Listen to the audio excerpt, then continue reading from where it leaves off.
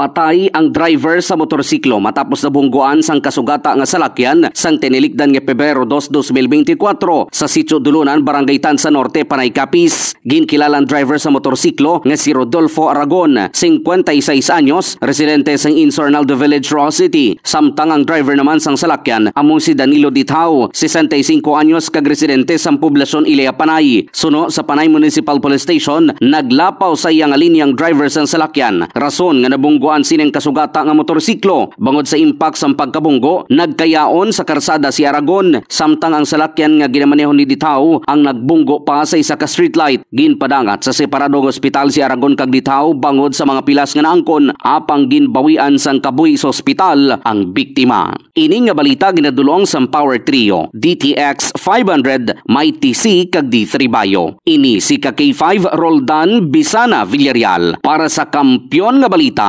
serbisyo publiko kag kalingawan sa Capiz. K5 News FM. This news is brought to you by...